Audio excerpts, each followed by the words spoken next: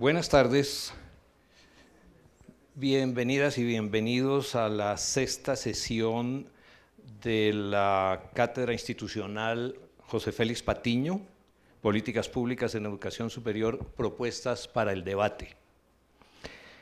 En el día de hoy vamos a tratar, como ustedes saben, el tema de autonomía universitaria. En primer lugar, damos saludo a las sedes, ¿están todas conectadas? Medellín, la profesora Mariluz Alzate, coordinadora.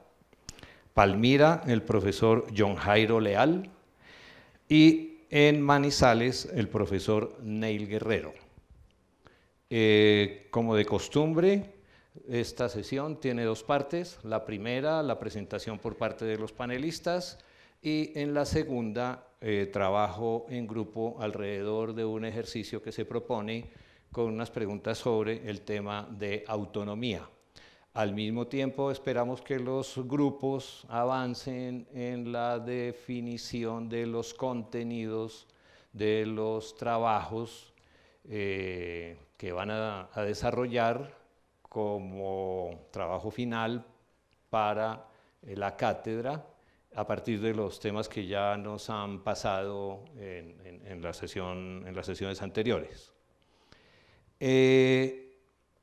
Recordemos entonces, estamos en un momento de la cátedra en donde ya hemos pasado una primera parte, en donde analizamos las tendencias y el marco regulatorio de la educación superior en el país y las tendencias internacionales.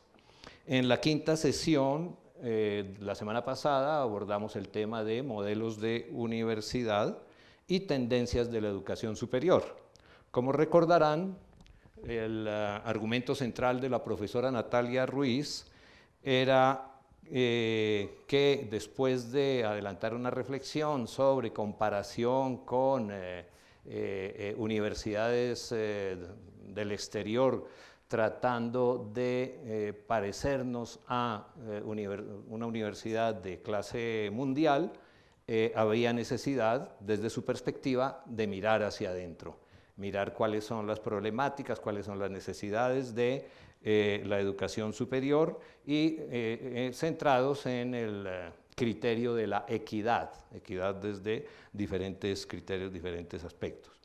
La estudiante o egresada, estudiante de nuestra universidad, se centró su análisis en la relación entre pregrado y posgrado y sobre todo con el tema de la investigación, el estatus de la investigación para los dos niveles y su crítica sobre la carencia de investigación en el pregrado y la no trayectoria en formación de investigadores desde primeros niveles. El profesor Yuri Jack Gómez se refirió a la medición de la ciencia, preguntándose pues qué es lo que medimos y para qué lo medimos, y cómo ese afán bibliométrico ha producido unas consecuencias perversas en el plano cognitivo, en tanto llegamos a un isomorfismo intelectual, integración y dentro de este esquema pues, de capitalismo cognitivo. Y finalmente el profesor Javier Lozano de la sede Manizales se refirió a la interculturalidad haciendo presentación y reflexión sobre un modelo de universidad centrado en la interculturalidad.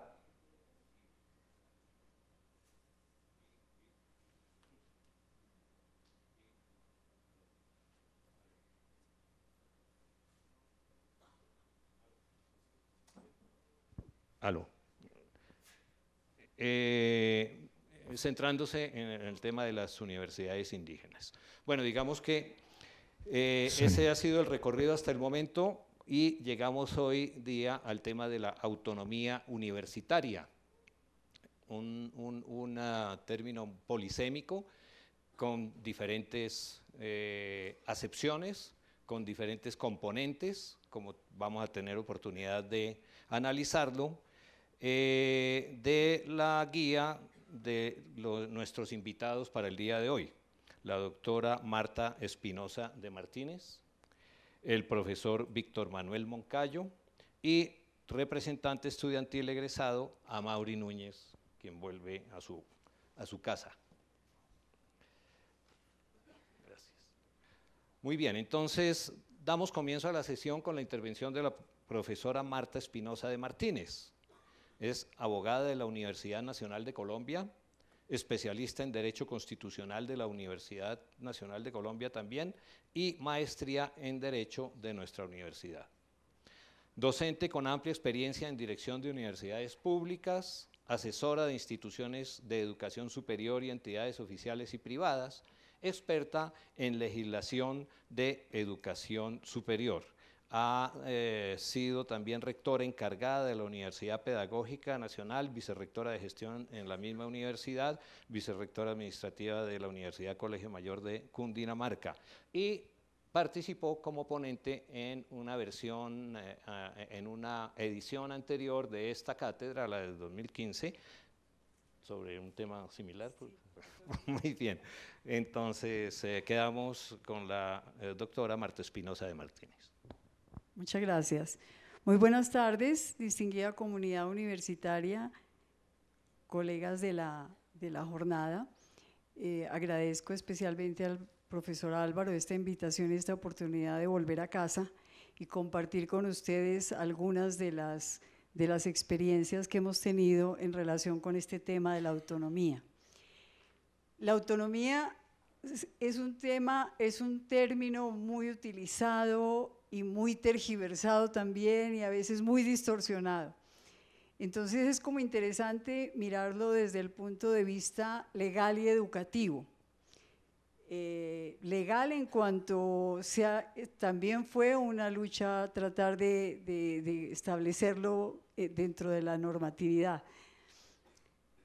Hemos hablado, pienso que un tema importante para hablar de la autonomía es saber que la autonomía no ha sido concedida fácilmente, sino que ha venido precedida de muchos movimientos. Aquí solamente citamos como por hacer alguna alusión muy reciente que están conmemorándose primeros 100 años del movimiento de Córdoba, Argentina, que fue un movimiento muy importante en búsqueda de una mayor independencia de la universidad, y los 50 años del movimiento de París, que no solo impactó en Francia, sino que impactó muchísimo también en el continente europeo y a nosotros.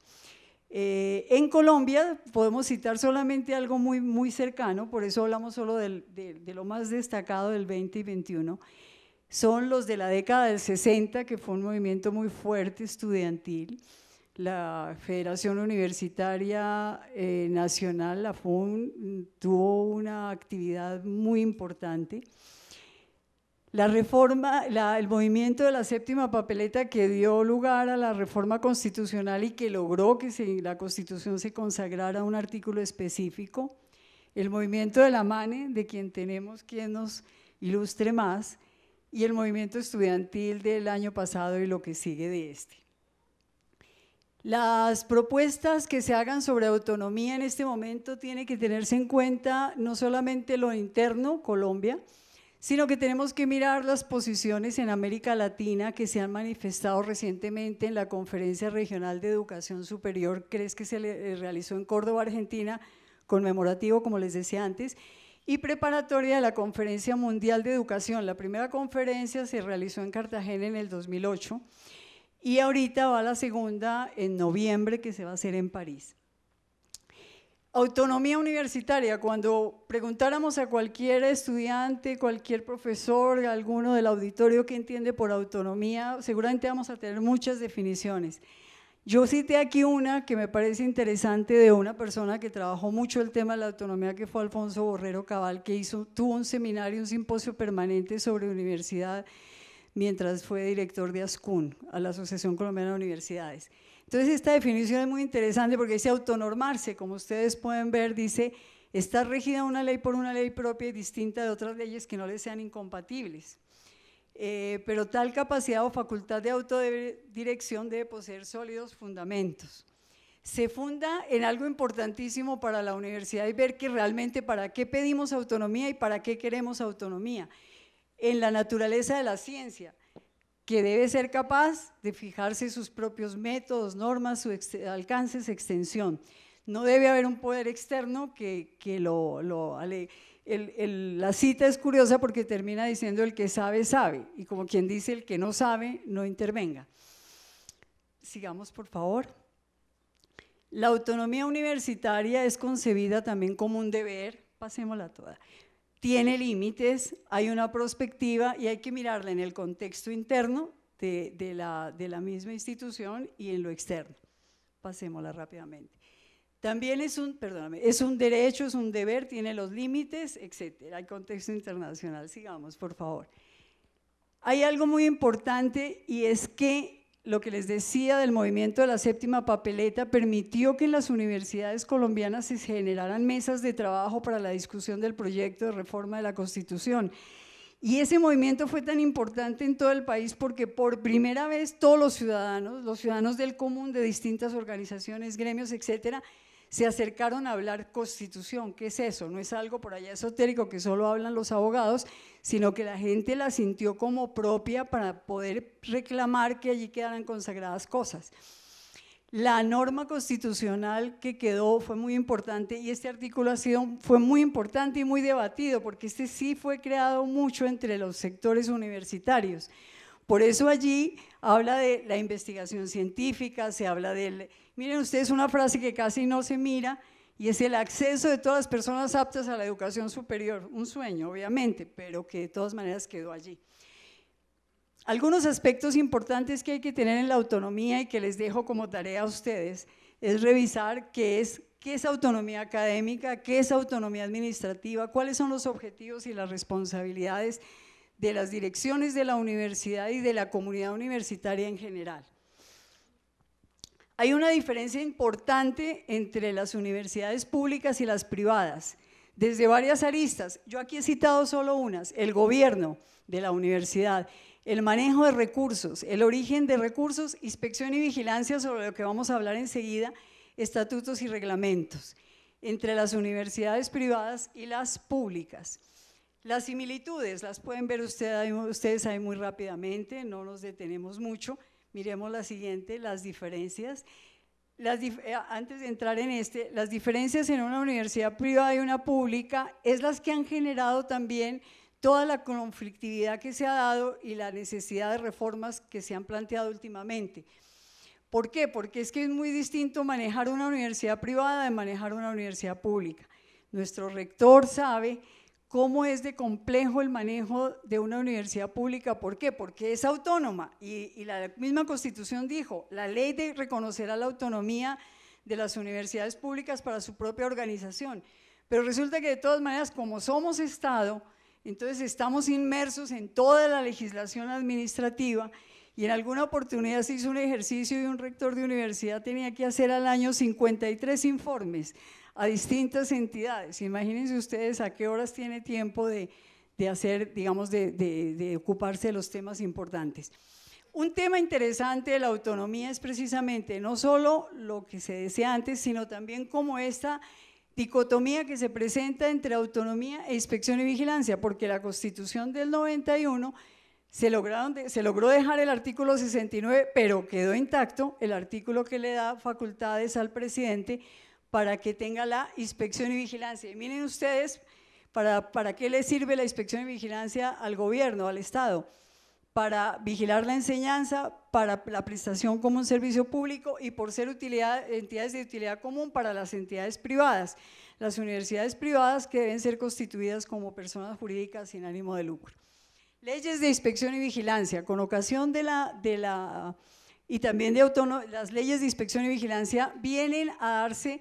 ¿Por qué quise hacer énfasis en esto y llamo la atención? Solamente para interesarlos a ustedes, los estudiantes que no son de derecho, para que se interesen en acercarse a la lectura de las leyes. A veces parecen unas cosas muy aburridas, muy pesadas, que eso es de abogados, pero realmente todo estudiante, todo colombiano debe estar pendiente de hacer estas lecturas.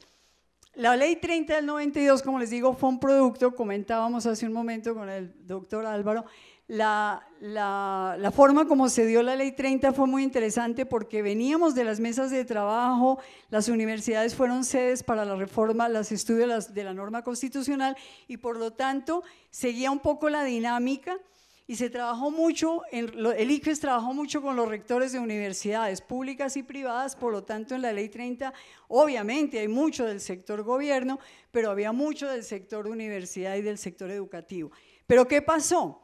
Eso fue un tiempito, porque entonces empiezan toda la presión y los problemas que nos darían para otra charla, pero que les dejo sembrar la inquietud para que ustedes la estudien, y es el tema en que empieza el Estado, por ejemplo, después de la ley 30, como se dio cierta autonomía para organizar y desarrollar los programas académicos, hubo una explosión de programas, llamémoslo coloquialmente, una proliferación de programas en algunos sectores.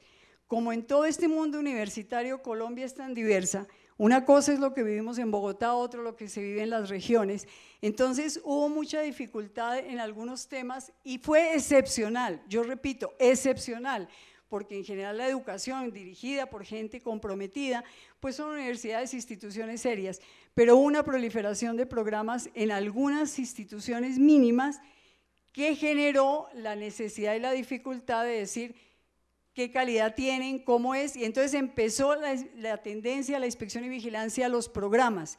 Y eso tuvo toda esa historia de la ley, de la 1188, antes es muy interesante y también es muy bueno que ustedes se acostumbren a leer, y como Google ya nos reemplaza a los profesores, no es sino que ustedes busquen sentencias de la Corte Constitucional que les dejo referidas ahí, para que ustedes la lean y se den cuenta. Cuando salió la ley 749 del 2002 salió para las instituciones técnicas y tecnológicas, no para universidades, pero ahí hablaba ya de la vigilancia y por primera vez se habló del registro calificado de los programas. ¿Qué era eso? Control sobre lo que se debe enseñar, que era la esencia de la autonomía. En ese hubo un pronunciamiento de la Corte Constitucional y la dejó, declaró inexequible una parte con una cosa muy extraña, y era prorrogar la inexequibilidad, dejarla vigente por un tiempo para que el gobierno pudiera legislar, cosa muy curiosa en una sentencia. Luego viene la 1188, que fue de una, y bueno, ya me quedó muy poco tiempo, pero llamo la atención sobre la 1740. La 1740, contrario a las otras en que hubo participación de las universidades, etcétera, la 1740 sirvió de excusa por los grandes problemas de unas 2 o 3 universidades privadas y bueno, una que otra pública, y entonces en un tiempo récord, batió récord, aprobar esa ley. Fue muy difícil, trabajamos desde ASCUN tratando de quitar algunas cosas exageradas, pero no se logró mucho. Esto les dejo como referencia en la presentación para que ustedes consulten todas estas sentencias y vean cómo la Corte Constitucional también fue muy laxa un tiempo, muy democrática, pero también en otros como que se torna muy compleja. Esta sentencia es muy interesante, la 220, les dejo de tareita que la lean, es muy interesante. Da mucho la visión. Bueno, entonces, ¿qué miramos? La autonomía también, miramos el tema de que necesariamente cuando hablemos de autonomía no nos podemos quedar encerrados en Colombia, menos en Bogotá, que tenemos esa tendencia a olvidarnos de las regiones, los que me están escuchando, para que siempre se pronuncien y siempre estén pendientes. Este es un tema que también lo pueden mirar luego, de lo que se ha planteado en la CRES, que es la Conferencia Regional de Autonomía, Conferencia Regional de Educación Superior, que se realizó en Mendoza, como les decía, y que está preparatoria de la Conferencia Mundial que se realizará a finales de este año en París. Pasémosla rápidamente. Esta es la declaración de la CRES del año pasado, en donde siempre se habla de la responsabilidad del Estado de garantizar la educación superior como un bien público y un derecho humano y social. Los retos de la universidad frente al tema y a la autonomía, la relación que tienen con los ministerios, con los organismos de control y con la rama jurisdiccional, que todos los días llegan tutelas. Pasemos rápidamente y terminamos.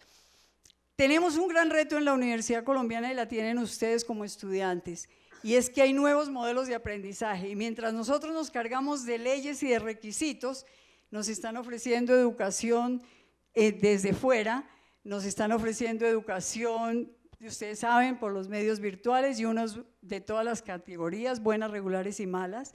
Hay una oferta educativa por entidades que no son de educación, pero que tienen de todas maneras todo un impacto social. Miremos rápidamente. Al final, gracias. Alcanzó el tiempo.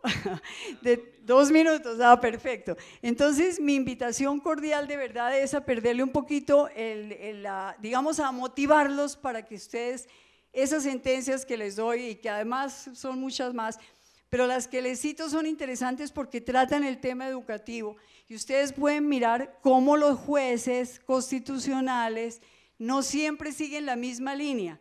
Entonces parece algo, un caucho, a veces démosles más autonomía y a veces recogemos todo e inspeccionémosla más. Entonces me parece muy importante que ustedes se familiaricen con la lectura de las normas, que a veces, claro, es casi lo último y con esto termino. El problema es que en Colombia producimos leyes todos los días, decretos todos los días, códigos todos los días, y hay un principio que dice que nadie puede alegar la ignorancia de la ley, pero si nadie alcanza ni siquiera a leerlas, ningún abogado en Colombia, ninguno, retaría a todos mis colegas, ninguno puede decir que conoce todas las leyes que se expiden en un solo año, porque es imposible. Es demasiado extensas y nos hace falta cambiar esa mentalidad de escribir semejantes códigos y textos tan largos cuando se pueden hacer cosas muy concretas y leyes muy precisas. Muchas gracias y espero que de verdad esta invitación a motivarlos para estudiar qué es la autonomía, para qué nos sirve y cómo debemos reclamarla, cómo debemos exigirla, esté fundamentada también desde el punto de vista teórico. Muchas gracias. Muchas gracias, doctora Marta.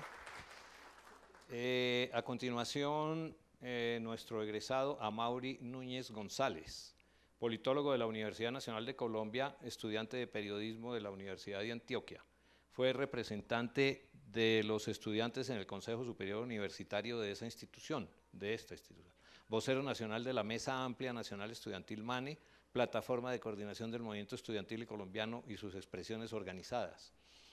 Vocero nacional de la Organización Colombiana de Estudiantes, OCE, cofundador de la Asociación Colombiana de Representantes Estudiantiles de la Educación Superior, ACREES, colaborador académico del Centro de Estudios del Trabajo, CEDETrabajo. Promueve discusiones e iniciativas sobre la educación superior y su importancia para el desarrollo nacional. Amaury es invitado permanente para abordar temas de educación, política económica y coyuntura política en instituciones de educación superior y organizaciones sociales en todo el país, y hoy es nuestro invitado.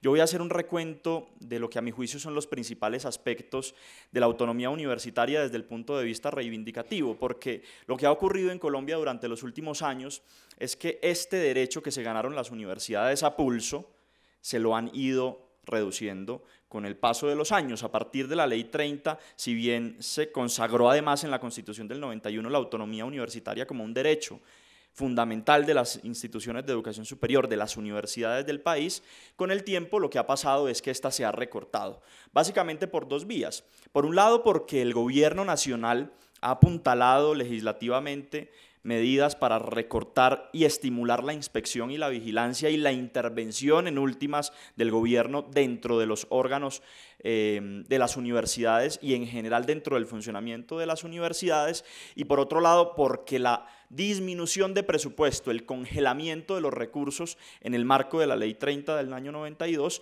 también ha facilitado que la universidad pública colombiana dependa cada vez más de la financiación externa.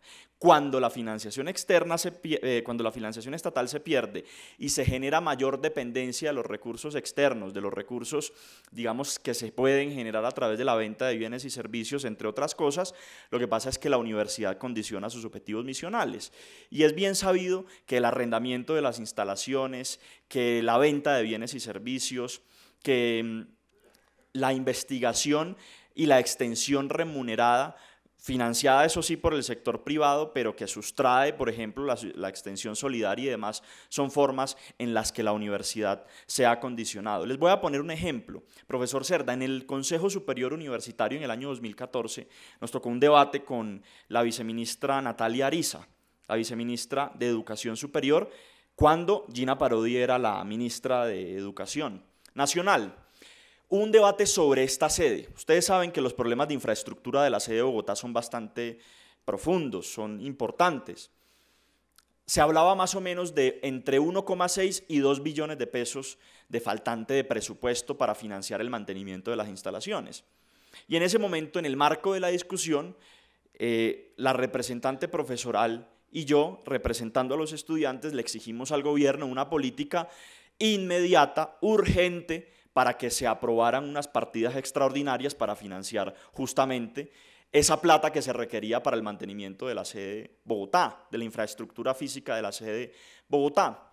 La respuesta de Natalia Ariza fue que no había posibilidad de que el gobierno financiara esa partida, que al contrario lo que se venía era un recorte, un ajuste del cinturón, y que la única posibilidad era que la Universidad Nacional de Colombia aprobara un crédito, un cupo de endeudamiento por 200.000 millones de pesos con la banca, porque de lo contrario no se iba a poder financiar ese faltante para mantenimiento. 200.000 millones de pesos que generaron intereses por cerca de 80.000 millones de pesos, o que se preveía en ese momento iba a generar con una tasa de interés de 80.000 millones de pesos, pues unas dificultades financieras a futuro que comprometían los recursos de la universidad. Este ejemplo lo cuento acá para que ustedes más o menos vean cuál ha sido la política del gobierno con la principal universidad del país. Y es que mientras en el marco de la Ley 30 se le recortó presupuesto, no solo a esta, sino a todas las universidades del país, las discusiones internas y las decisiones de la institución están atadas a la voluntad del gobierno y a la capacidad que ellos tienen, además de imponer por mayoría sus decisiones. Por supuesto, eso se votó y se aprobó. Lo que quiero contar además es que la falta de autonomía está ligada estrechamente con los problemas presupuestales de la universidad pública. Pero el tema de la autonomía también va mucho más allá. El primer antecedente que se conoce de la autonomía universitaria es del año 1208. Dice Regine Pernaut en La Universidad Medieval y la Contestación que el Papa Inocencio III les permitió a profesores y a estudiantes de la Villa de París reunirse y formar una asociación electa de 8 miembros para elaborar un reglamento. Y es el primer antecedente que se conoce de una institución o de una organización educativa con independencia de los poderes, ya sea eclesiástico o del gobierno. Y ese antecedente en Colombia figura únicamente desde el año 1935 con la Ley 68, que le quitó las facultades a la Iglesia Católica y convirtió a la Universidad Nacional en el órgano rector del sistema universitario colombiano, con 2 características fundamentales: libertad de cátedra y autonomía para tomar sus propias decisiones. En el marco de esas discusiones, ya habían pasado casi 20 años del Manifiesto Liminar de Córdoba, que yo creo que ustedes ya lo han mirado acá en la cátedra, que fue un movimiento por democracia y autonomía universitaria en el año 1918 en Córdoba, Argentina, con el propósito de que estudiantes, profesores y trabajadores participaran democráticamente del gobierno de su propia casa, que es en últimas el gran derecho que tienen las universidades para poder definir en un escenario democrático qué hacer con las ideas, qué hacer con la investigación, qué hacer con la cátedra, etc. Decía Javier Barrios Sierra, que fue rector de la Universidad Nacional Autónoma de México, en el año 1966 lo siguiente, definiendo autonomía universitaria. Decía él que era la libertad de enseñar, investigar y difundir la cultura, y que esta autonomía académica no existiría de un modo completo si la universidad no tuviera el derecho de organizarse, de funcionar y de aplicar sus recursos económicos como lo estime más conveniente.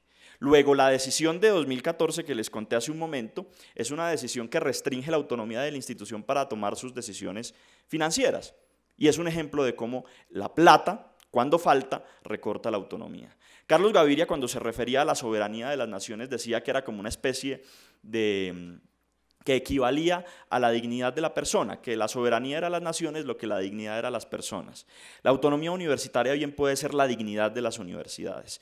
Sin autonomía, las universidades no pueden desarrollar libremente el conocimiento y sobre todo el debate público, sobre todo la facultad que tengan estas para que en el marco del debate académico e incluso político, cualquier corriente de pensamiento se respete, no sea intervenida por el gobierno y no haya medidas de corte disciplinario contra estudiantes, contra profesores y contra trabajadores.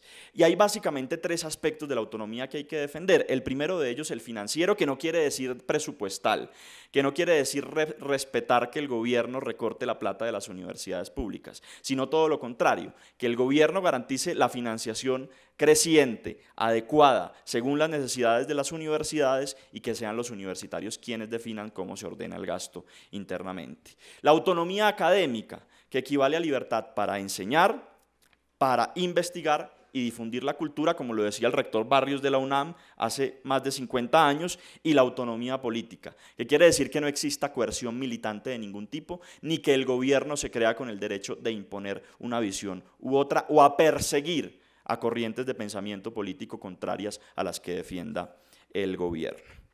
Yo voy a hacer un recuento un poco más recortado de las características de la autonomía y de por qué constitucionalmente es tan importante y está en vilo el derecho a la autonomía que tienen las universidades.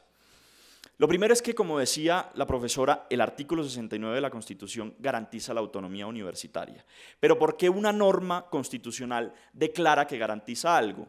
Según la RAE, garantía es una cosa que asegura y protege contra algún riesgo o necesidad. Y el riesgo que se impuso en Colombia básicamente tiene dos características. Por un lado, la legislación y la política gubernamental en materia educativa, y en segundo lugar, los grupos privados que han intervenido las funciones misionales de las instituciones universitarias a merced de la desfinanciación pública de la educación superior. ¿Qué es entonces en este marco, como se entiende, digamos, la autonomía? Que es una protección contra la injerencia de actores externos a la universidad. ¿Qué es lo que ha pasado? En el año 1888, fíjense ustedes, es uno de los más importantes a la hora de políticas relacionadas con la educación en Colombia. A través de un decreto, el 987, es muy importante esa medida, por esta razón. Primero le quitó el control de la Iglesia y del gobierno a las instituciones, organizó la Universidad Nacional de Colombia, definió la rectoría ocupada, eso sí, por el ministro de Instrucción Pública en ese momento, definió un consejo universitario de 6 miembros, 3 del gobierno y además el arzobispo de Bogotá, aprobó un reglamento interno que debía además ser aprobado previamente por el gobierno nacional, y fíjense ustedes, en el artículo 10 de ese decreto se hablaba de que las tareas escolares de la Universidad Nacional empiezan el 8 de febrero y terminan el 8 de diciembre por medio de un solemne Te Deum que se celebrará en acción de gracias al Altísimo. La Universidad Nacional y en particular el gobierno universitario empezó regido por instituciones externas y facultades que tenía el gobierno nacional. Y desde entonces ha sido mucho lo que ha cambiado. Ya hoy, cuando hablamos de autonomía, nos remitimos, por supuesto, a la Constitución del 91, nos remitimos a la Ley 30 de 1992, pero también nos tenemos que remitir a 2 decretos que significaron un retroceso en el avance que habían tenido las universidades. Mencioné al principio el 68, mencioné en los años 30 y mencioné el decreto del 88 del siglo antepasado, que digamos son como los 3 hitos de la política relacionada con autonomía universitaria. Pero ya en el 2014 el Ministerio de Educación Nacional, a través de una norma reglamentaria, es decir, de un decreto reglamentario, se facultó para imponer medidas preventivas hacia las universidades. Y básicamente 3 políticas podía a partir de entonces aplicar. Por un lado, establecer planes de mejoramiento que impactan directamente a las universidades sin ningún tipo, digamos, de filtro democrático de esos planes de mejoramiento, designar representantes del Ministerio de Educación Nacional para hacer tareas de seguimiento a la gestión académica, administrativa y financiera y suspender los registros calificados. Y ese mismo año, lineamientos sobre cómo deben las instituciones educativas cumplir disposiciones normativas en materia de educación superior. Este es en últimas el gran problema que ha ocurrido, y es que en los últimos años, en el gobierno de Santos, y por supuesto ahora con los anuncios del fiscal Martínez, que no sé si ustedes vieron que el fin de semana hizo públicas unas investigaciones, unas indagaciones que la Fiscalía desarrolló sobre unos movimientos estudiantiles en algunas universidades del país, anunciaron intervención hacia las universidades públicas. Anunciaron persecución política contra algunos actores de las universidades sin ningún tipo de mediación por parte de la comunidad académica. Y lo más grave de todo esto no es tanto que, digamos, se hagan investigaciones y demás, sino que en el fondo lo que está anticipando es que la regla ya no será que la fuerza pública se mantenga de alguna manera lejana a los predios de las universidades, sino que tenga facultades de patrullar y de intervenir directamente al interior de las universidades sin que medie ningún tipo de debate democrático. Ya lo está anunciando el fiscal Martínez, que es en últimas como se cierra un ciclo, a mi juicio, de retrocesos con relación a la autonomía universitaria en el país. Decía Moisés Basserman, quien fue rector de la Universidad Nacional, lo siguiente, hablando de estos temas de la inspección y vigilancia de las políticas del Ministerio de Educación, sobre todo de Gina Parodi y demás. Decía Basserman, pretender que la autonomía debe desaparecer porque se abusó de ella, refiriéndose además al caso de la Universidad San Martín y un poco también a la Universidad Nacional Abierta y a Distancia, que han tenido unas dificultades y han sido investigadas, ha intervenido la Procuraduría y demás. Pretender que la autonomía debe desaparecer porque se abusó de ella es como decir que debe abandonarse la presunción de inocencia porque hay culpables que se aprovechan. Y señala Basserman, la base fundamental de la autonomía universitaria es la responsabilidad institucional. Cualquier política que desconoce la autonomía universitaria es una política profundamente desconfiada y que niega además la capacidad de las comunidades académicas de, en el libre desarrollo de los debates, las ideas, la libertad de cátedra, de enseñanza y difusión de la cultura, como lo mencioné al principio, para que el gobierno intervenga a las universidades. Y con esto termino. ¿Por qué razón el gobierno, en lugar de favorecer políticas de intervención a las universidades, no le brinda más recursos a las universidades públicas para que éstas no sean intervenidas por agentes externos a los intereses de la universidad? ¿Por qué en lugar de investigar a profesores y de gastos relacionados con investigaciones y demás, estableciendo inspección y vigilancia al interior de las universidades públicas, no establece un plan de estímulos que le permita a los docentes universitarios tener mejoras salariales sustanciales, contrario a lo que se ha hecho durante los últimos años, por ejemplo, a través de reformas tributarias, restándoles, disminuyéndoles el salario por vía del desconocimiento de los gastos de representación de los docentes?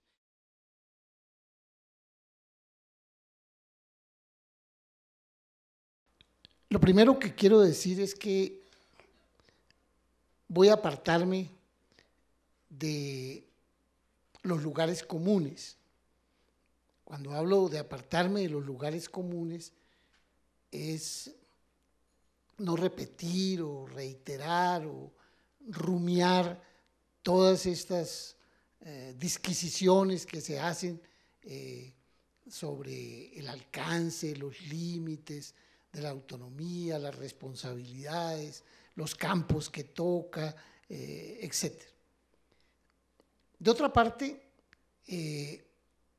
quiero ser explícito en que no me voy a referir a los aspectos jurídico-institucionales. Es decir, reconozco la importancia que quienes me han antecedido han subrayado de que haya una consagración constitucional, de que haya unos desarrollos legales, que esos desarrollos legales y reglamentarios han planteado problemas, etcétera, etcétera. Yo no voy a detenerme en las disquisiciones de orden jurídico institucional.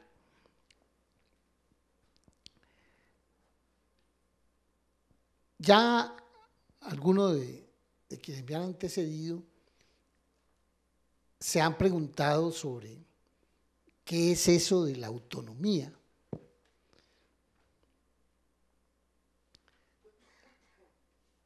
No hay necesidad de referirse etimológicamente al significado del vocablo, pero autonomía hace referencia a una especie de protección, de fuero, de garantía que se le otorga a algo o a alguien, personas, instituciones, ambientes, etc. Tiene, en el caso de la universidad, tienen unos antecedentes históricos ya mencionados, muy amplios, que van inclusive más allá de eso de principios del siglo XIX. Se remonta casi que a la época de la Edad Media. En los ambientes que trataron de conservar el conocimiento y la cultura que había generado la humanidad hasta determinado momento, en ciertos espacios. Entonces la idea de autonomía está ligada a tener una protección, tener un fuero, poder moverse en determinadas actividades sin tener las cortapisas de otros externos al ambiente mismo de la universidad. Y eso ha tenido una historia larga, porque ¿qué es lo que se protege? ¿Qué es lo que se busca proteger? Y para eso uno tiene que reflexionar sobre lo que hace la universidad. Ustedes que son estudiantes, nosotros que también lo fuimos y que pasamos por aquí como profesores o gestores académicos, etcétera, sabemos que la universidad tiene que ver con ese bien principal que llamamos el conocimiento. ¿Por qué proteger el conocimiento? ¿Por qué proteger a las personas que se nuclean alrededor del conocimiento?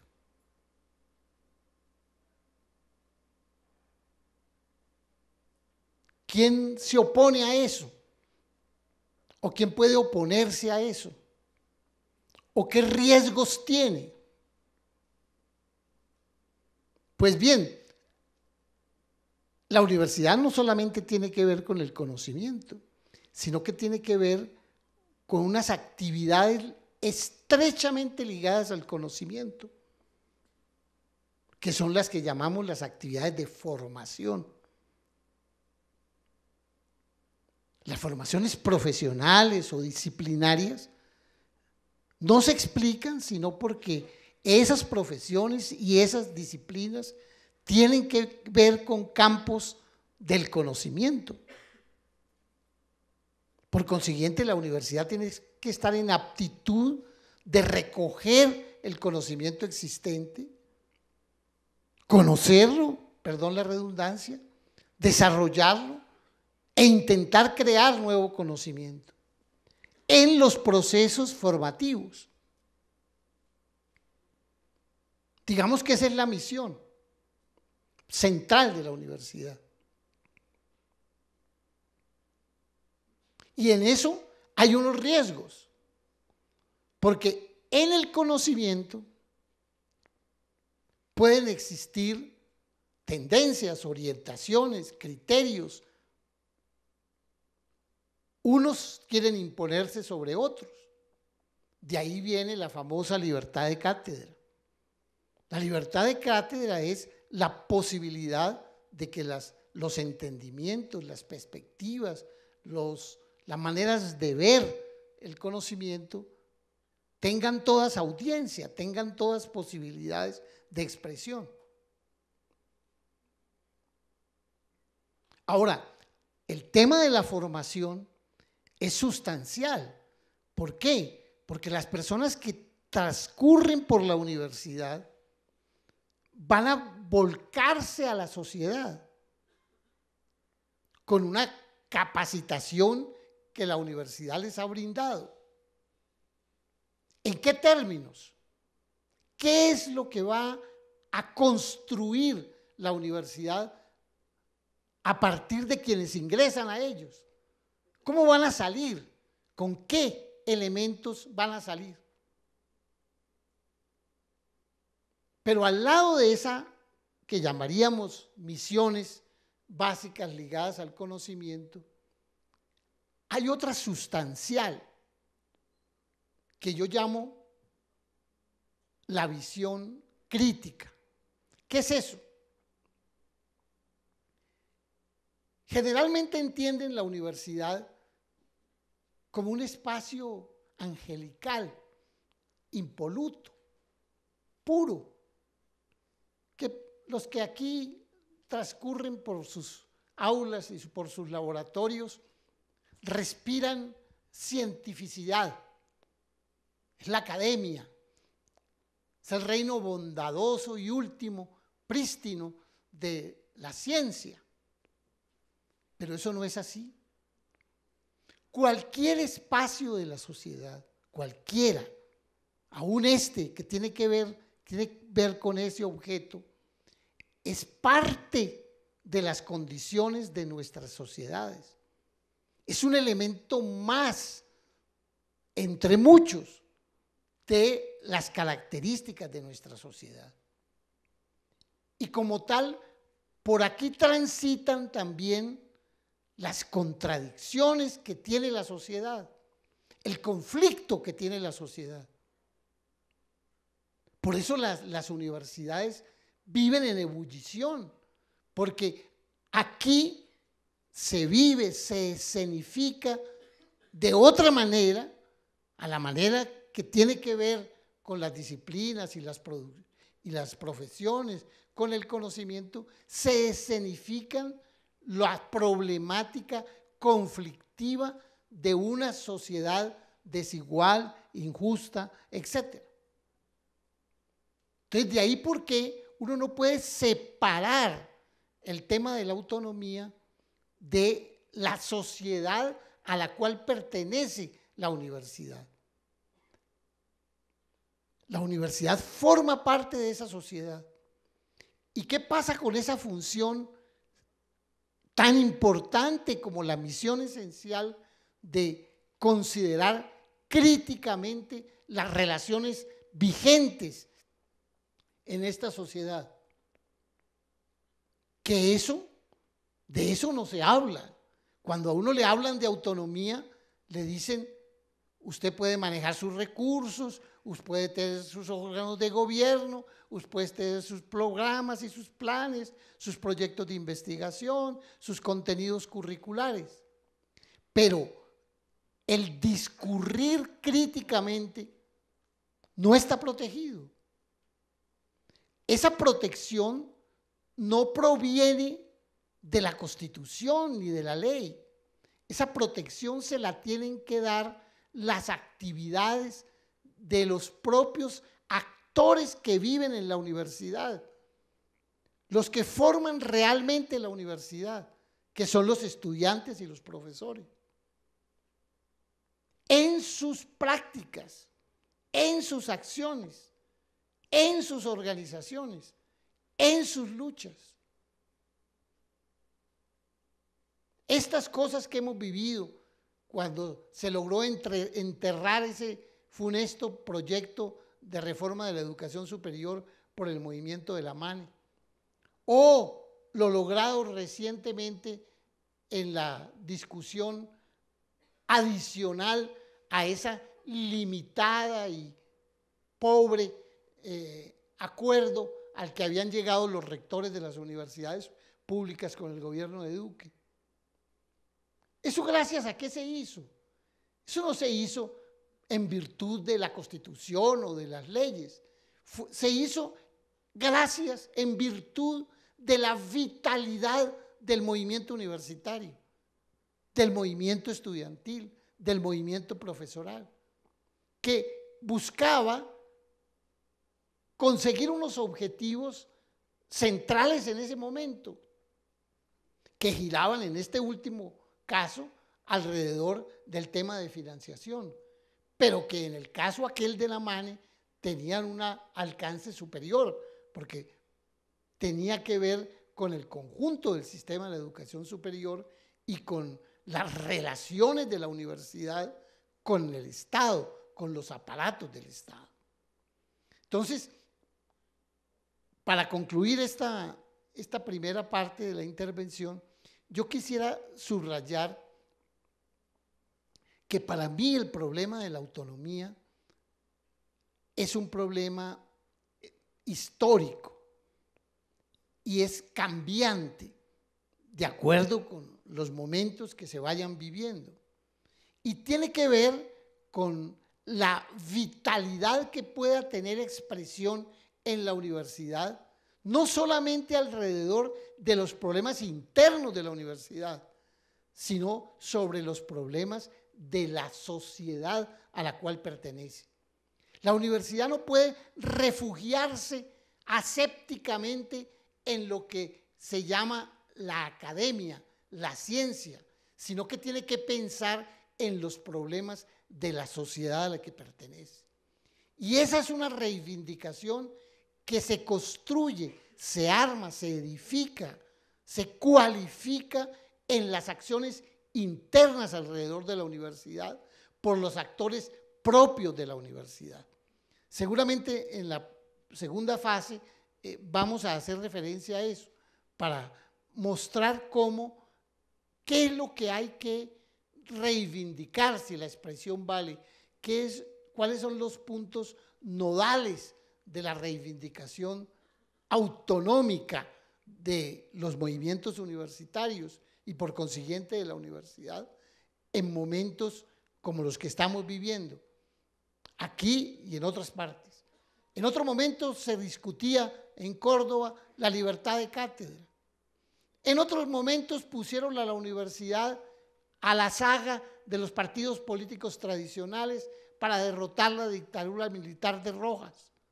Ahora ya esos que eran los héroes de la ruptura con la dictadura militar son los terroristas, son las personas alejadas del sistema que atentan contra él en la medida en que buscan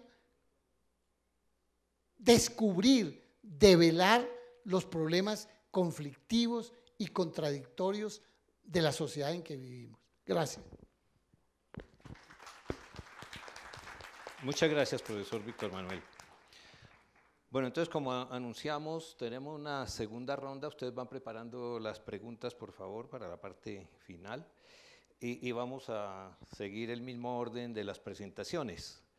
Yo le preguntaría a la doctora Marta Espinosa si podría ampliar un poco, si podría desarrollar un poco alrededor de la reflexión que hizo de que cualquier propuesta en torno a la autonomía debería tener en cuenta no solo el contexto colombiano, sino también latinoamericano, con base en lo que se ha discutido en los diferentes foros, incluso la Conferencia Mundial.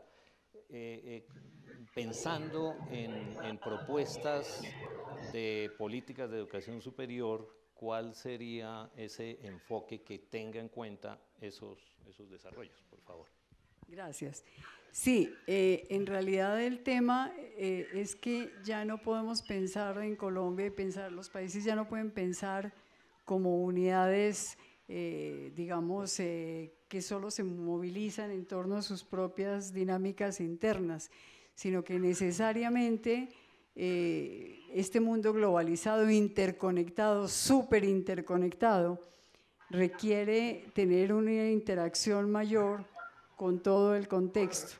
El sueño de una Latinoamérica más comunicándose más, en un momento dado tiene que darse por lo menos a través del mundo universitario. Fíjense ustedes en algo muy puntual y muy concreto, el tema de la convalidación de títulos.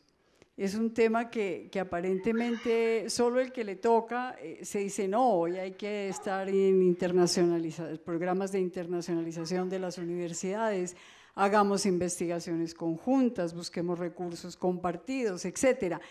Pero un estudiante que termina su pregrado o su posgrado en uno de los países tiene que sufrir todo un trámite impresionante y someterse a una serie de legislación arcaica frente a eso. Yo pienso que el mundo de hoy, el mundo que nos toca en este momento es un mundo interconectado y un mundo de relaciones, de interrelaciones.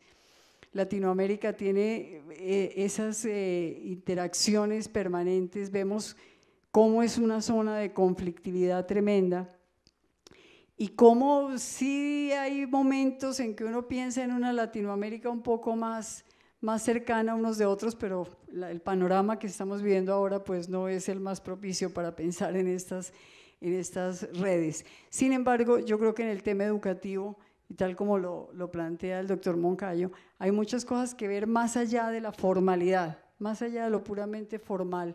Sí necesitamos un intercambio más de comunicación, de conocimientos, de avances, de investigaciones, de apoyos. Así como, no sé qué nos pasa a los latinoamericanos, porque así como lo mencionamos, las regiones, Colombia es un país tan diverso, que aquí vemos cómo se legisla, se regula, se tramita para la centralidad. Parece que a veces los bogotanos viviéramos encerrados creyendo que Colombia es Bogotá, y nos olvidamos de toda la biodiversidad, de toda la riqueza de las regiones y de las necesidades regionales. Mucho más, si eso lo tenemos al interior de Colombia, miremos un poco el caso, cómo está Latinoamérica. Y han existido muchos esfuerzos de uniones políticas, etcétera, pero yo pienso que en el mundo educativo tiene que haber mucha más interacción. Podemos avanzar más, podemos mirar más cómo desarrollarnos en temas específicos de investigación y de ciencia si tenemos una integración mayor. Quisiera, si me queda algún minuto, insistir un poquito en otro aspecto, y es que es en el tema de la inspección y vigilancia de la 1740. El tema de la inspección de la vigilancia de la 1740 va mucho más allá de los temas puramente, digamos, educativos, porque justamente le da un poder al Estado que antes no lo tenía, o por lo menos estaba muy restringido. El hecho de que en un momento dado pueda haber una intervención del Ministerio de Educación y tomen casi posesión de una universidad para designar un directivo in situ, que lo llaman, a mí me parece que eso en otro momento hubiera sido completamente imposible consagrarlo en una ley. La 1740 es una ley que es un atentado total a toda la historia de los siglos de la universidad, es decir, nos devolvimos a la época de las universidades confesionales. Entonces, con un sofisma, fíjense ustedes que yo lo alcancé a mencionar antes y lo decía, ¿cuál es el problema? El problema es una o dos o tres excepciones de universidades mal manejadas. Pero es que ¿cuántas universidades somos? Donde realmente se trabaja con seriedad, se investiga con seriedad, se tiene un cuerpo docente dedicado a su trabajo, estudiantes que tienen un medio de expresión en su ámbito estudiantil. Y que por aquella excepción se legisle para todas en ese sentido, es el peligro más grande que hay. Lo que mencionaba el doctor en cuanto a la época de la dictadura, cuando se tomaba posesión, o sea, aquí hubo un militar de rector de la Universidad Nacional. Entonces, a mí me parece que la 1740 encierra grandes problemas. Por eso pienso que el problema es que los colombianos, los bogotanos especialmente, o quienes vivimos en Bogotá, sean o no bogotanos, a veces nos encerramos solamente en nuestras propias dinámicas y nos olvidamos del resto del país. Pero si pensáramos en todo el país y miráramos cómo es el manejo, por ejemplo, de universidades públicas regionales, que también tienen unas grandes dificultades, si hubiera realmente un sistema universitario estatal, el SUE fue un avance y ha servido mucho y es un gran interlocutor y tiene posiciones, pero uno extraña y ve que no ha habido un movimiento contra la 1740, un movimiento académico, intelectual, fuerte, donde se piense cómo es posible que volviéramos al siglo XI, al siglo XI y XII, donde el rey podía mandar a decir qué se estudiaba y qué no se estudiaba. Entonces aquí estamos con esa 1740 dándole herramientas a un gobierno, que si un gobierno que quiera llegar y meterse en las universidades directamente, pues está facultado por la ley, y lo que es más triste, tiene la bendición de los de estudios de exequibilidad de la famosa ley 1740. Yo quisiera que levantara la mano aquí alguno que haya oído hablar de la 1740 o la haya leído. Ah, muy bien, eso es importante, tenemos 5 personas que pueden decirme si yo me equivoco en esto y motivar a sus compañeros. Yo invitaría a una cátedra sobre inspección y vigilancia, porque en verdad son temas que a veces se dejan, y las instituciones, por ejemplo, cuando una institución, una universidad, sea pública o privada, empieza a ser investigada, las directivas empiezan a buscar sus armas de defensa, y termina siendo muy complicado. Y no nos extrañemos que en esos temas se intervienen factores políticos, especialmente en las regiones. En las regiones se ven mucho los problemas, en algunas, no en todas, pero en algunas, entonces esa interferencia, fíjense ustedes algo que tampoco se discute, la composición de los consejos superiores, aquí hizo alusión a Mauri. A mí me parece que en la composición de los consejos superiores hay una amplia representación del gobierno y realmente pues las representaciones de los estudiantes, de los profesores, pues un representante estudiantil, un representante profesoral y en algunas hay un representante egresado, por ejemplo la Nacional ha tenido la suerte de tener representantes muy comprometidos, pero hay otras universidades donde esos representantes a veces ni van a los consejos. Entonces, ¿en quién queda el poder y la decisión? En los representantes gubernamentales. Entonces, fíjense ustedes que hay mucho que trabajarle a estos temas, cuando a veces nos ocupamos de otros, vemos que en este tema, en estos casos es sumamente importante. Entonces yo creo que y es que a mí me aterra, les digo un poco la palabra, me aterra la indiferencia que ha habido en cuanto a la crítica académica sobre esta intervención directa en las universidades que representa la 1740. Entonces, pienso que aprovechar este momento para motivarlos a ustedes a que revisen y estudien y les soliciten a sus profesores que analicen, que revisen, que miren. Por ejemplo, ahora que se están haciendo propuestas y estudios, propuestas desde el sector estudiantil y docente, es muy importante mirar eso, iniciativas para que se modifique esa ley, porque de verdad que es una ley que es completamente atentatoria de la libertad y de la organización universitaria y de todo lo que esto conlleva, no solamente la parte académica, sino como decía el doctor Moncayo, toda la vida social, la conflictividad que es la vida universitaria y que es el reflejo de los conflictos sociales que no nos pueden ser ajenos a nosotros. Muchas gracias, doctora Marta. Sí, su observación es muy pertinente porque el propósito de esta cátedra, el propósito que anima a la universidad es que esta cátedra sea permanente y que se repita cada año con un tema diferente.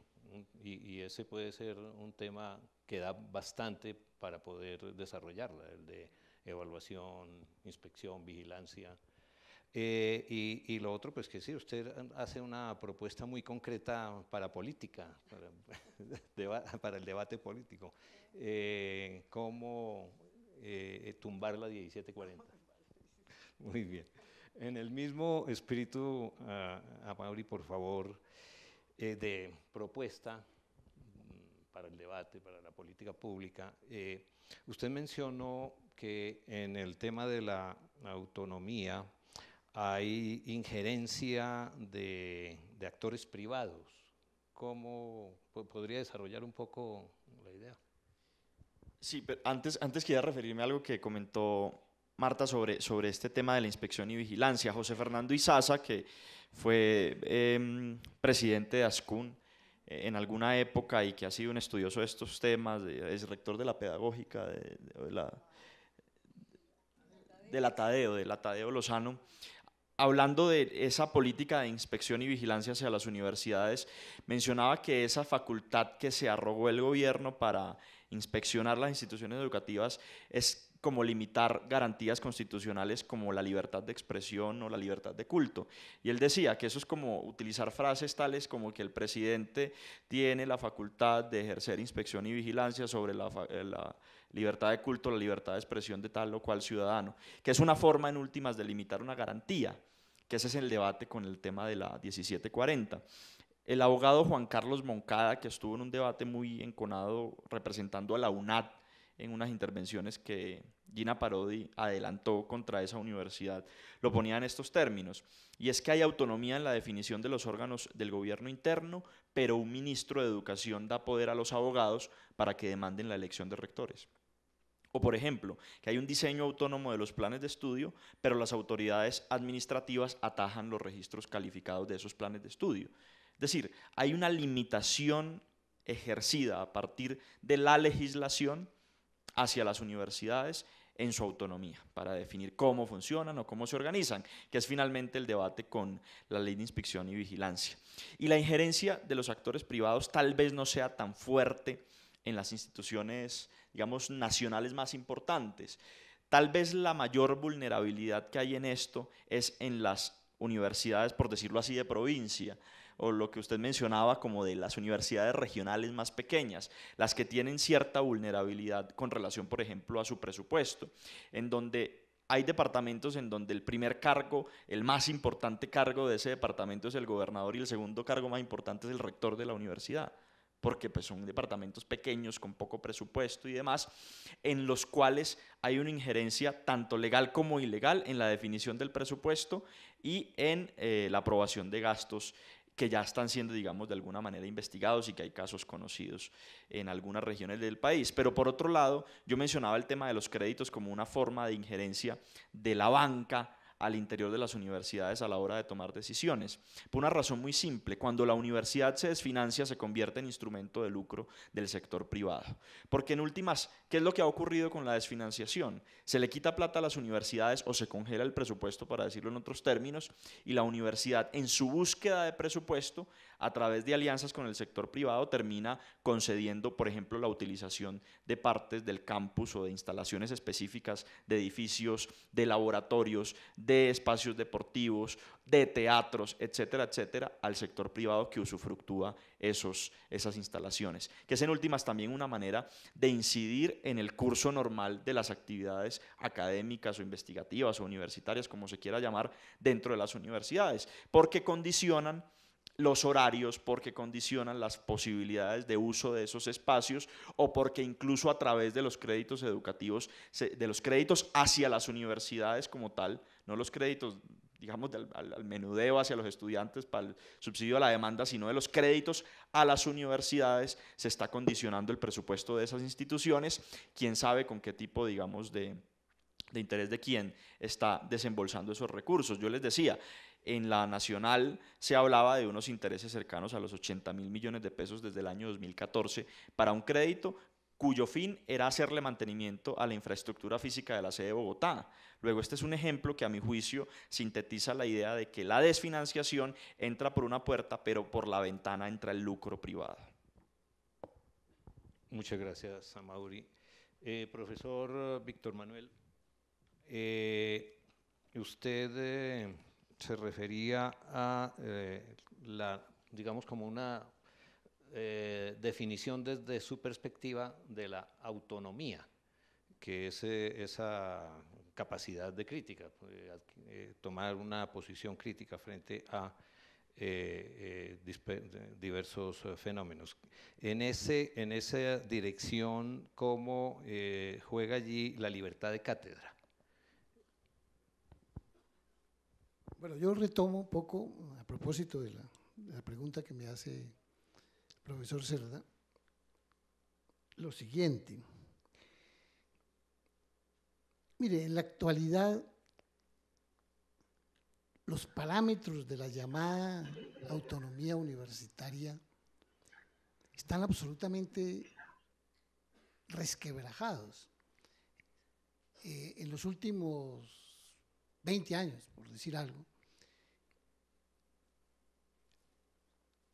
han sido tantas y de tanta intensidad las normas que se han sacado, que las llamadas universidades públicas hoy son unas agencias más, unas dependencias del Ministerio de Educación. Lo que llamaban el gobierno interno de las universidades no existe. Los consejos superiores están absolutamente controlados por el ejecutivo de turno. Es más, con un desgreño absoluto. Aquí en la universidad, por ejemplo, hay representantes, creo que 2 del gobierno nacional, que llevan 20 años en el Consejo Superior. ¿Quién discute eso? En la designación de los rectores, las llamadas consultas, la participación de profesores y estudiantes. Cualquiera que sea el resultado, eso poco importa. Y lo que más destacaría uno es la injerencia en el orden interno de las universidades. Hoy las universidades que pueden existir requieren un registro calificado, están la acreditación que es externa a la universidad, están todos los parámetros de acreditación o de evaluación de las universidades por fuera. Seguramente unos sabios, aquí les gusta nombrar comisiones de sabios para que evalúen las universidades. Fíjense que la Universidad Nacional tiene una norma propia que le permitiría organizar ella misma sus procesos de evaluación y acreditación. Y no se entregó al sistema de acreditación nacional. ¿Qué es eso? Es simplemente un sistema para ponerle calificación a las instituciones de educación superior para que puedan competir en el mercado. Ustedes ven que las universidades sacan páginas enteras. Yo estoy acreditada institucionalmente. Yo tengo tantos programas acreditados. El sistema de acreditación es simplemente un factor de cualificación en el mercado para poder intervenir de una manera más ventajosa en él. Una universidad como la Universidad Nacional no podía entregarse a ese mecanismo, pero ahí está. Estoy viendo que en estos tiempos están en proceso de acreditación institucional. La Universidad Nacional no tiene necesidad de acreditación institucional. Esta universidad, la burguesía colombiana, en los años 30, en la época de López Pumarejo, hizo de esta universidad el baluarte de la construcción de nación y la utilizó como tal, por eso existe este campus. Pero ahora está al mismo nivel de cualquier otra. Ahora, el tema de la financiación.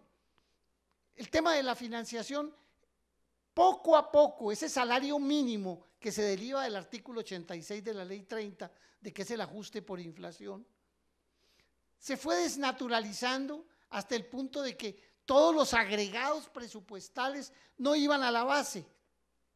Y todos esos agregados de financiación eran mecanismos de control. Damos recursos para esto o para aquello.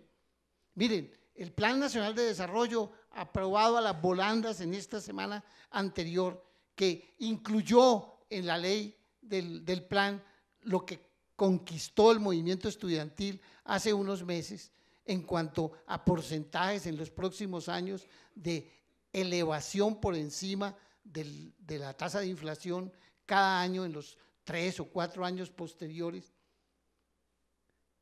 ¿Cómo está concebido? Primero está concebido para el conjunto de las universidades. Pero lo más grave, ese aumento no va a las universidades para que ellas decidan sobre ellos, sobre su disposición. La distribución de esos recursos adicionales, ¿a quién le corresponde? Al Ministerio de Educación. ¿En qué quedó una organización como la que existía desde la ley 30, que se llama el Sistema de Universidades Estatales? En nada, simplemente para tomarse la foto, para lograr un primer acuerdo absurdo, mínimo. Pues bien, lo otro, que tiene que ver con la libertad de cátedra, de que me hace la pregunta, me permite referirme al contenido. ¿Qué está regulado aquí internamente? ¿Qué es lo que se hace en términos de formación?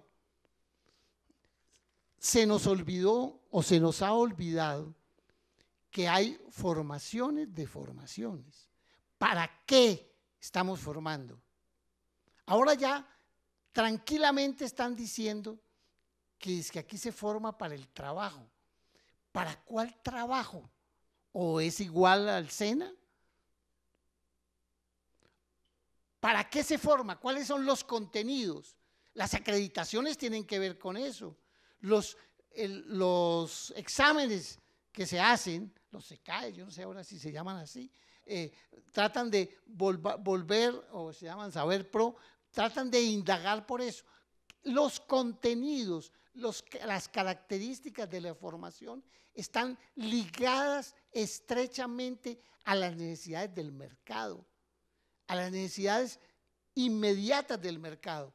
Un mercado que no genera empleo, que tiene otras dimensiones de la actividad, digámoslo entre comillas, laboral de quienes se forman, y que está alrededor de lo que se llaman las competencias. Aquí se les olvidó, en Europa no se les ha olvidado, pero allá ya produjo sus efectos lo que fue el programa de Bolonia. Aquí hay un desdén por el acceso real al conocimiento. Aquí lo que se busca es crear capacitaciones operativas para poder manejar información, para gestionar información, pero sin discutir los contenidos. Eso es lo que se llaman las destrezas, las habilidades, las competencias. Y entonces las formaciones son formaciones débiles, porque están hechas para el momento, porque la dinámica del desarrollo capitalista hace que las tareas que individualmente, ahora como se dice, como emprendedores, seguramente las universidades están hechas para ser emprendedores, para ser patronos de sí mismos. Esas capacidades son variables y pues tendrán que reciclarse, tendrán que volver a las universidades. Son capacitaciones profesionales o disciplinarias que a nada conducen y que además alejan de forma real a quienes se forman del conocimiento. Y un tema, la libertad de cátedra no tiene nada que ver con eso. Hay que prepararlos para las pruebas, hay que prepararlos para la acreditación. Tienen que ser juiciosos y lo que digan tiene que corresponder a lo que esos comités digan, que no son de la universidad, son externos a la universidad. Y en la investigación, aquí no se define la investigación. La investigación está definida desde fuera. Si ustedes repasan lo que hacen las universidades, ¿en qué están las universidades? Si le ofrecen una consultoría, una firma extranjera que va a explotar recursos naturales, que va a acabar con los páramos, que va a deteriorar el medio ambiente, allí puede estar la universidad siendo de asesor o de consultor de ese proyecto. Yo me encontré alguna ocasión por allá en Manizales, cuando estaba empezando este proceso detenido de la Gold, ¿cómo se llama? Chanti, no sé cómo se llama, en Cajamarca, asesorando el proyecto de la explotación minera en esa zona de la cordillera. Y seguramente están por todo lado. ¿Por qué? Porque la distinción entre lo público y lo privado se acabó. Estas universidades públicas viven más de los recursos que ellas mismas generan, que es lo que se llaman los recursos propios, que de los recursos presupuestales. Y esas formas de generar recursos las prostituyen, porque se abren a conseguir recursos cualquiera que sean, y se abren a posgrados. Ustedes vieron recientemente el ingreso a la universidad. El ingreso a la universidad lo veo absolutamente detenido. El número de estudiantes que ingresaron a la universidad o que van a ingresar en el examen anterior, creo que ascendió a 38 o 40 mil personas, cuando aquí se presentaban cerca de 50 o 60, porque se han multiplicado los posgrados. ¿Por qué se han multiplicado los posgrados? ¿Porque generan ciencia? No, porque por los posgrados se puede cobrar, y se puede cobrar más de lo que se cobra por el pregrado, y eso ayuda a financiar la universidad. Y en eso colaboran inclusive los mismos miembros de la universidad, los profesores que de alguna manera se benefician de esas actividades. Entonces, la realidad hoy es que nosotros tenemos que buscar que ese bien común, que es el conocimiento, lo protejamos. Cuando hablo del bien común es porque en las universidades el conocimiento, su transmisión, no se puede mercantilizar. El conocimiento no es fruto de unos cerebros iluminados, de unos premios Nobel, de unos sabios, de unos grandes investigadores. No, el conocimiento es un acumulado histórico de la humanidad a la que nosotros pertenecemos. Y estos espacios, especialmente el espacio de la universidad, no es ni público ni privado. Esto es una construcción que han hecho a lo largo de años. Esto se arranca más o menos en la época de Santander con la Universidad Central a hoy. Y ese bien común, que es el constructo de la universidad colombiana y especialmente de algunas universidades públicas, como la Nacional, la del Valle, la de Antioquia, etcétera, hay que protegerlas como tales, como algo que es de todos. No es ni pública, que es privatizada, ni es privada. Gracias. Gracias, profesor Víctor Manuel. Debo decir que me ahorró formularle otras preguntas porque ya las incluyó en su respuesta. Damos entonces paso. ¿Las sedes tendrán preguntas? ¿Las sedes están conectadas con retroalimentación, retorno?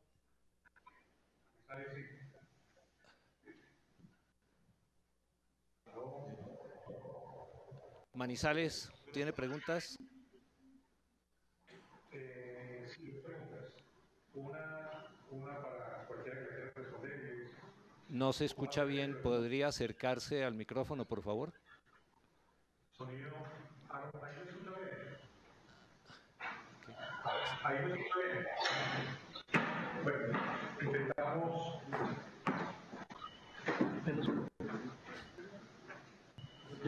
Ya, ahí, sonido. ¿Se oye bien?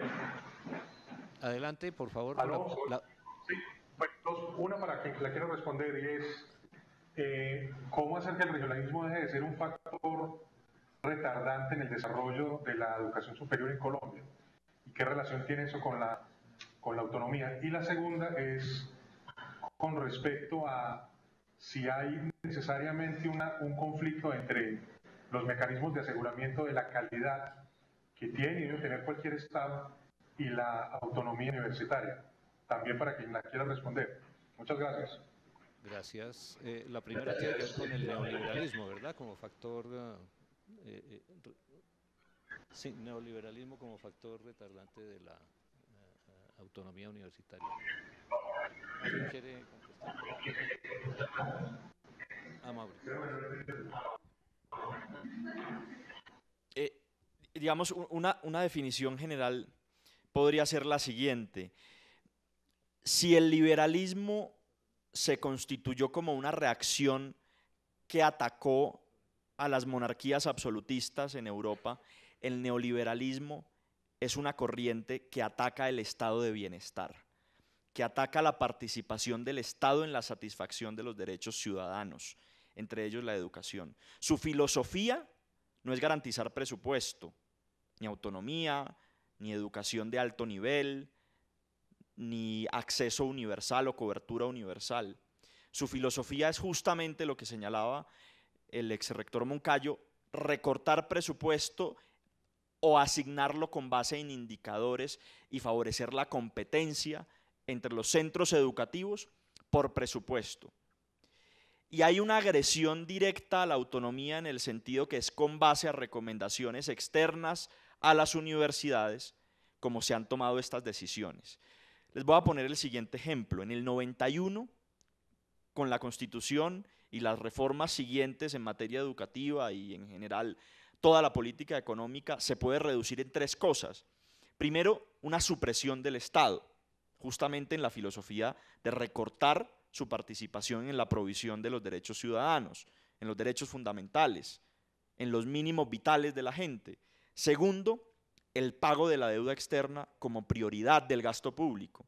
Y tercero, una flexibilización de la regulación para favorecer al capital extranjero. A mi juicio, en esas tres cosas se sintetiza esa política económica que uno puede llamar neoliberal, que recorta, insisto, la participación del Estado en la provisión de los mínimos vitales de la población. ¿Cómo se concretó en materia educativa? César Gaviria aprobó algo a través del Departamento Nacional de Planeación que se llamó Plan de Apertura Educativa. ¿En qué consistía ese plan de apertura educativa? Básicamente que en un plazo de 10 años el monto total de las matrículas de los estudiantes pasaran de financiar el 5% de los costos de funcionamiento a financiar el 33% de los costos de funcionamiento. Eso está como una meta del plan de apertura educativa en el marco de esa apertura de la economía colombiana que uno puede catalogar como una política económica de carácter neoliberal resumida en esos 3 elementos que yo acabo de mencionar. Y también dije que a base de recomendaciones de instancias externas a las universidades e incluso al país es que se han tomado estas decisiones. Por ejemplo, la OCDE, la Organización para la Cooperación y el Desarrollo Económico, también ha apuntado en esa misma vía con una serie de recomendaciones, entre comillas, relacionadas con la garantía de acceder y permanecer en la educación. Desde el 94 se conocen distintas recomendaciones. Yo quiero mencionar a grosso modo en qué consisten. 1. En diversificar fuentes de financiamiento.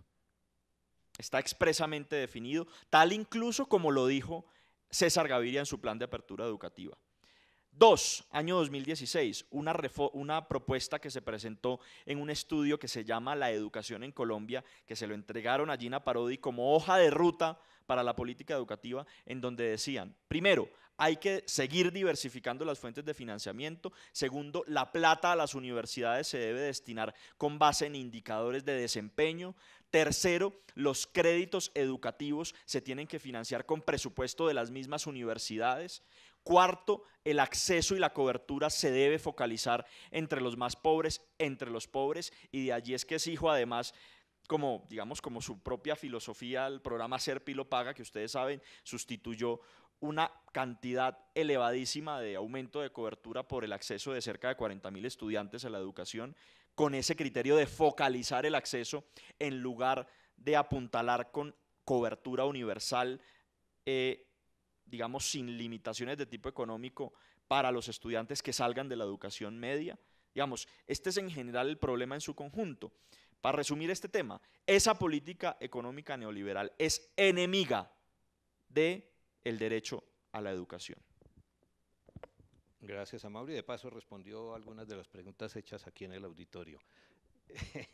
Doctora Marta, la pregunta sobre autonomía y rendición de cuentas, digámoslo.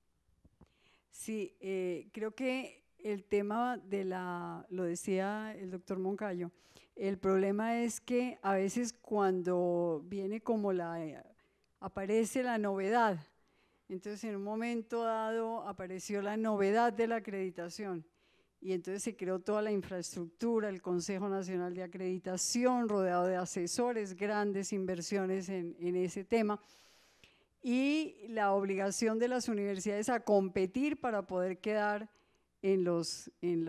ahora en los rankings, ¿no?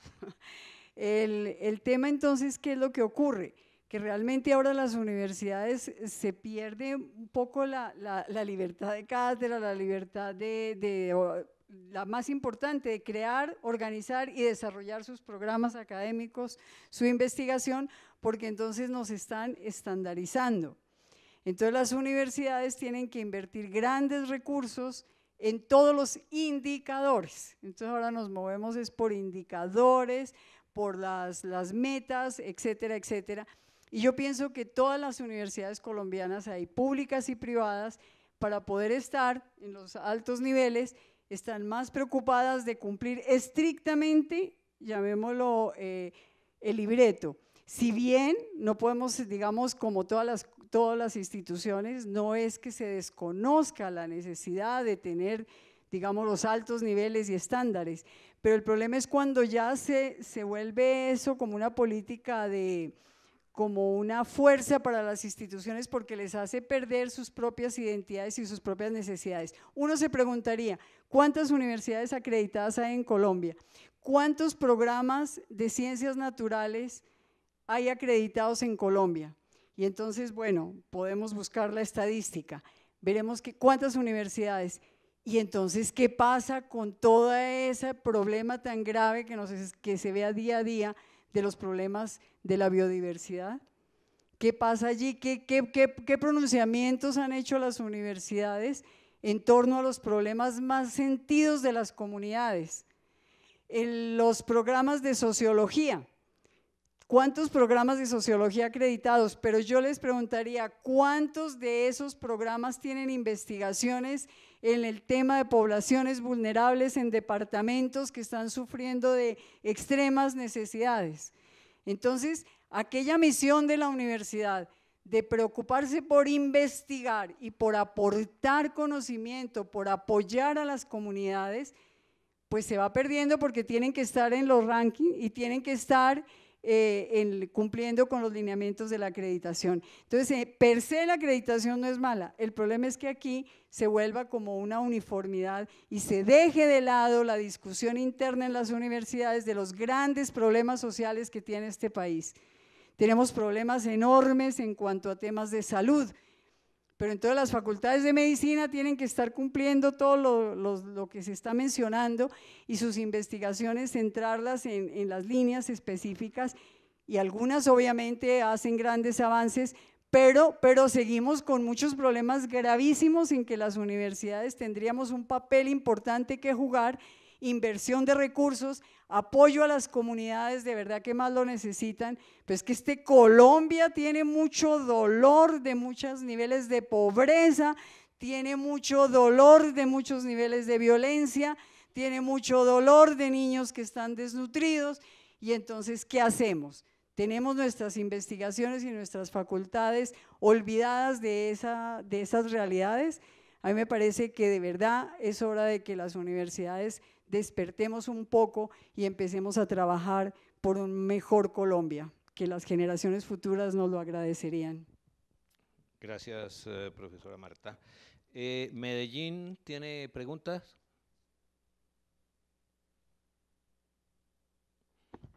Y se prepara Palmira. Medellín tiene. Agradecemos su presentación. En Medellín contamos con 2 preguntas. Por favor. La primera es para todos. Más duro. Escuchamos, estamos escuchando. Hola. Son 2 preguntas para todos. Dígala. La primera es, ¿cuáles son los riesgos de la ausencia de autonomía universitaria? Y la segunda sería, ¿qué límites tiene la libertad de cátedra? Gracias. Bueno, brevemente, por favor, porque ya estamos sobre el tiempo. Profesor Víctor Manuel. Sí, como lo hemos dicho, el concepto de autonomía es un concepto que se construye históricamente. La Universidad Colombiana ha vivido momentos importantes de autonomía, en que ha logrado vivir internamente y definir sus programas. Hoy en día hay una invasión externa, liderada por el Ministerio de Educación, por Colciencias, por el ICETEX, por el ICFES, etcétera, que cercenan las posibilidades de desplegarse internamente de manera autónoma, para ser redundantes. Los planes curriculares, los planes de investigación, las carreras o las disciplinas o profesiones que se abren dependen prácticamente de las determinaciones derivadas de indicadores mercantiles. Ustedes saben que en el Ministerio de Educación hay una cosa que se llama el Observatorio Laboral de las Universidades. ¿Para qué? Para inducir los contenidos programáticos en términos de formación. Y ahí uno iría a decir, la libertad de cátedra pueda decir cualquier cosa, pero está incluida dentro de unos cartabones, dentro de unos parámetros definidos desde el exterior. Lo mismo sucede en los proyectos de investigación. Las universidades en otro momento llegaron a tener prácticamente unos planes de investigación prioritarios que orientaban la investigación de sus docentes e investigadores. Ahora eso está al mercado. ¿Quién consigue recursos para investigación? No importa dónde. ¿Cómo puedo yo puntuar? Porque los profesores, su régimen salarial está en buena parte en función de los resultados de sus actividades de investigaciones, de sus grupos de investigación, de sus publicaciones. Pero ellos tienen que buscarlos. La universidad no tiene sino una cosa mínima en términos de apoyo. Entonces, digamos, hablar de autonomía a partir de la realidad actual es absolutamente una irrealidad, es una falsedad. Si puedan haber niveles autonómicos en esos campos, es sí y solo si las comunidades académicas demandan de las universidades controlar sus contenidos, sus programas, sus profesiones, sus disciplinas, sus currículos, sus proyectos de investigación, cosa que hoy no ocurre. Gracias, profesor. Creo que ahí dio respuesta a las preguntas formuladas desde Palmira. Nos queda pendiente Medellín. Palmira, por favor. Ya, Palmira. Buenas noches. Buenas noches, adelante, por favor. En términos de protección, el ataque del Estado a la autonomía universitaria se puede evidenciar como un tipo de defensa de la clase dirigente frente a las críticas de la universidad. Para el profesor Moncayo. Gracias. Aquí hay otra pregunta dirigida a Mauri, por favor. La verdad, yo soy representante estudiantil de la sede de Palmira y me gustaría dar como que ustedes puedan literalmente hablarnos de la importancia del papel que tienen los representantes estudiantiles en la autonomía de la universidad y de cómo logramos esa lucha en el 71 de poder participar en los propios colegiados y cómo, siendo la población más grande de la universidad, que somos los estudiantes, podemos ayudar a que ese fundamento de autonomía se dé realmente en las universidades públicas. Porque si tenemos un papel en los propios colegiados, debemos apoyarnos con nuestros representados, nosotros los representantes, para la verdad dar un pie a que esa autonomía se cumpla. Partiendo de allí sería como que ustedes nos den una base de eso. Gracias. Gracias. 2 minutos para la respuesta, Mauri. Yo creo que él se respondió en parte la pregunta, pero básicamente es lo siguiente. Yo creo que los representantes estudiantiles, quienes lo hemos sido, además, aquí por ejemplo está Inti, que fue representante también algún tiempo, y Gibran, etcétera, tienen una función primordial a la hora de estimular la organización de los estudiantes y anteponer los intereses de los estudiantes y en conjunto de la comunidad académica a los intereses externos que quieran de alguna manera restringir los objetivos misionales de la universidad. Ese es en esencia el propósito, porque de otra manera no cumpliría el papel que deben cumplir esas instancias de participación que tenemos o que tuvimos los estudiantes al interior de las universidades. Esta no es ninguna concesión, al contrario, es una conquista que se tiene que hacer valer de la mano de la movilización democrática, masiva, civilizada, de la organización de los estudiantes, de la capacidad de cumplir con todas las de la ley, los deberes que tienen los representantes estudiantiles y de satisfacer esa vocería que debemos ejercer los representantes estudiantiles con el conjunto de la comunidad estudiantil, que es en esencia el propósito para el cual, digamos, fuimos elegidos, porque en última instancia, además, somos un canal de comunicación clave sin el cual es imposible que los niveles de organización a los que merece llegar el estudiantado para enfrentar esa política contra los intereses de la Universidad Pública Colombiana puedan alcanzarse. Gracias. El profesor Víctor Manuel ha prometido responder en 1 minuto. Sí, solamente esto. La pregunta hace relación a la realidad de la autonomía y las élites políticas, los gobiernos. El problema va más allá de eso. La realidad de la universidad hoy, del papel que le están haciendo cumplir a la universidad, no tiene que ver con personas, con sujetos, con élites, con gobiernos.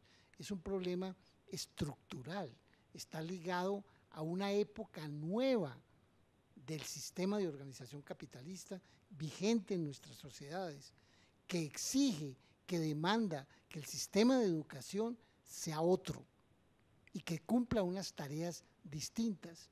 No importa cómo se llame, si se llame público, privado, si es técnico, tecnológico, universitario, etcétera, pero tiene unas exigencias que son sistémicas. Ahí la universidad tiene una tarea importante, descifrar eso, contribuir a criticar eso, cómo está ligado su función al comportamiento del sistema de organización vigente en este momento en nuestras sociedades. Bueno, muchas gracias, profesor Víctor Manuel, muchas gracias, doctora Marta, Mauri. Damos por terminada esta primera parte. Hay unas pocas preguntas que quedaron pendientes. Pedimos a los panelistas si les podemos hacer llegar y vía correo electrónico nos responden. Ya de las anteriores sesiones tenemos algunas respuestas que vamos a circular a través del correo de la cátedra para que ustedes las conozcan. Gracias a las sedes por su presencia, por su asistencia. Continuamos entonces con la segunda parte de la cátedra, trabajo en grupos o como lo hayan organizado en cada una de las sedes. Hasta la próxima semana entonces. Y a ustedes, ¿algunas indicaciones sobre el trabajo que sigue, por favor, Pablo?